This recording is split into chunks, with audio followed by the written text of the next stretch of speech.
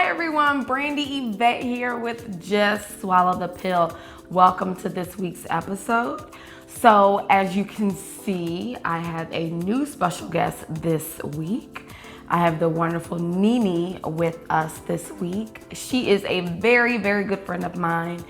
And Nene and I are going to talk with you guys about forgiveness, which is a very instrumental part of swallowing the pill and just moving on to a better life after a breakup.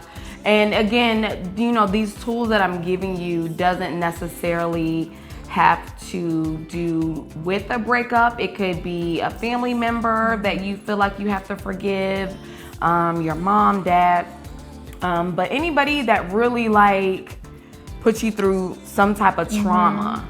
A lot of times we are trying to find the forgiveness with that person. So I asked Nene with us to join us today because Nene and I have had many conversations about the trauma that her and I have experienced, and just the forgiveness that it takes and the challenges that you go through when you have to forgive someone, because again, forgiving someone is really instrumental to your healing. So Nene, yes, tell us. So Nene's going to tell us about her trauma briefly. And we talked about it earlier today. Nene could have her own YouTube. I really could. Right. So, I mean, we all probably could have our own YouTube talking about our traumas and things of that nature. But anyway, so Nene's going to briefly tell us about the trauma that she experienced. And then we're going to get into the forgiveness aspect. So, all right. Well, let's get into it.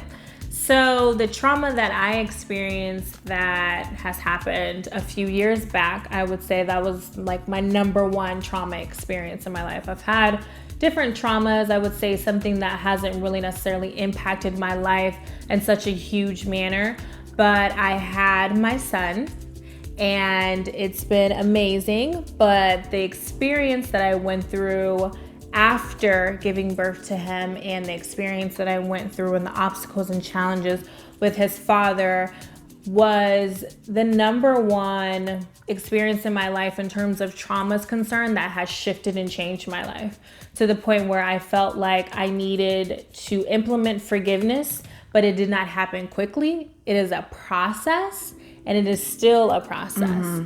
So as we say, oh, we have forgiven someone for something, but we see them or a song comes on that reminds us of that situation or something that is just nostalgic to the situation, then we become emotional, right? We start crying or we have these great memories of this person, but all this trauma and these emotions start coming back up. So right now I'm in the process of healing and making sure that I am doing a great job at processing that. So forgiveness is something that we have to do every single day, and not even with my own traumatic experience, but also just with little things, with your coworkers, with those that you work with your friends and different people like that. But personally, it has been a process for me, and it all started when I realized that the trauma I was experiencing was from the abandonment that I was feeling from my child's father. And that swirled into trust issues, and then that swirled into men are dogs, and you know what I mean? Right. Like all these things that I had to stop myself because all of it was festering and was becoming this huge sore that I knew if I didn't start taking care of it and started healing it and started bandaging it, that it eventually was going to become something greater than myself. And within that has to be forgiveness. You have to forgive that person, no matter how big or how small. And that's where you start the healing process for yourself. Right. I think one thing that makes forgiveness so hard is the anger, right? So you're so angry with this person for whatever they did. And, you know, especially, you know, here's what I will say too. I think it's either anger or resentment because you have forgiven this person so many times. And I think a lot of people take advantage of forgiveness, meaning they do something to you and you might hold them accountable for whatever they did, right?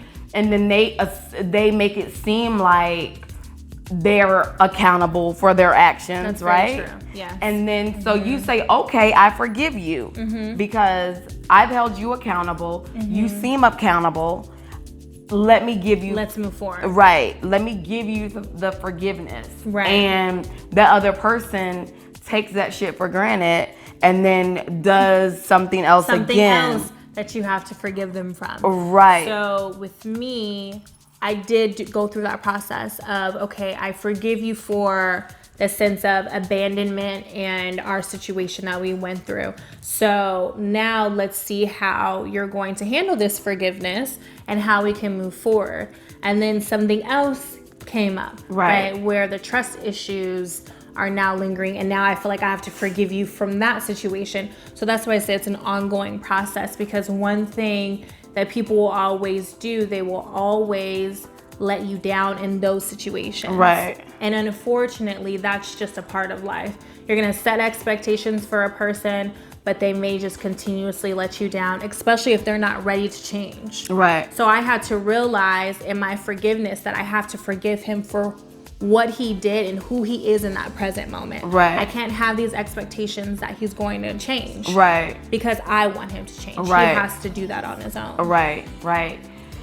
Yeah, so I know for me, how long do you, like, would you say that you're still in the process of forgiving, or would you say you've reached to the point where you forgive him and it is what it is? I have reached to a point where I have forgiven him for the biggest or the most challenging part of our situation. And then now it's the forgiveness of now I am the solo parent. Okay. Now it's, okay, I'm really doing this by myself. Right. Okay. So now it's a process of accepting right. the situation and moving forward, because I think sometimes we can just fester in it right. too long and not move forward, thinking, okay, well, I forgave you for this, or I did this for you and I did that for you, but it's like at some point you may not never get that apology that you truly want. Right. So you have to just move forward. So that's the state of forgiveness I'm in right now. But of the past trauma, I've definitely forgiven him that. Okay, right. That makes sense. Mm-hmm. I know for me, it took me about a good year and a half mm-hmm. to forgive my ex-husband mm-hmm. for the trauma. It was definitely a work in progress. Is it progress or process? I never know what it is. Work in progress. Work in progress. Yeah. You're progressing in that. Sometimes I feel like, yeah, I'm a work in process. It's a process too. There's all types of steps, levels. Right. So, but yeah, it was definitely a work in progress. It did not happen overnight. And again, I was stuck being angry I was hurt for a long time, but I was angry for even longer. That's the part. And so that kept me with not forgiving him. And honestly, I literally thought I could go on for the rest of my life without ever forgiving him. I felt like I don't owe you that anymore. Like, I don't owe you forgiveness. You've done so. And you know what, another thing too, what happens, and I would say this happens more or less in relationships. I'm sure it happens with family members as well, because those are the other people who are the closest to you. But most of the time in relationships, you haven't given me a chance to fully forgive you for the first thing before you do something else. Right. And so not only am I stuck having to forgive you for this, what you did last week, now I have to forgive you for something you did this week. And then a month later you do something else. And again, I haven't fully forgiven you for all these things to the point where, like for me, I never really had an opportunity to really truly forgive him for the cheating and all the other things that happened. I was working on it, definitely. Right. Right. But at that point, I felt like you have to earn my forgiveness, and I didn't feel like he had earned it. So I really wasn't. I was looking for him to start the process of earning my forgiveness. Right. And that's where acceptance has to come in play too. Like you said, it won't. Right. It won't. Yeah. It just, and you'll literally just continue to foster in that anger and foster in, dang, I can't catch up. I can't. But it's like, I just have to literally accept you for who you are. You have shown me, like Maya Angelou says, right? Is it Angelou? Maya Angelou, the late Maya Angelou. Yes. She said, when someone shows you who they are, then you have to believe them. Right. Right. And that's all of part of forgiving too. Because like you said, you're just trying to get ahead. Like, hey, I'm trying to catch up. Don't do something else. Right. So that I have to forgive that. But you literally have to just start accepting the fact that, okay, you're not going to be able to live up to my expectations. Right. You're not going to be faithful. Right? Right. You're not going to be the parent that I need you to be. You're not going to be this person or that person. So I have to accept that fact. And if you do something else, it's all a work in progress. Right. It's all a work in progress. Right. So. All right. Well, we are going to pause right there for part one of forgiveness. So next week, we're going to come back with part 2, which is forgiving yourself. Because a lot of times when you start reflecting and becoming accountable for the role that you took in the situation, not saying that you caused it to happen, but we all have a role. We do. You have to forgive yourself. And a lot of times we forget that. We forget that we deserve the forgiveness too. Right, absolutely. Right. So don't forget to subscribe if you have not already done so. Follow me on Instagram also at Brandy Yvette if you have not done so. Don't forget to also like, comment, and share Just Swallow the Pill. And if you have a story for me, or if you would like to hear a topic on Just Swallow the Pill, email me at thedifficultpill@gmail.com. And as I always say, your crown is not on your head, it is in your soul. Oh. Thank you. Thank you so much for watching. And we will see you guys next week. See you later. Bye.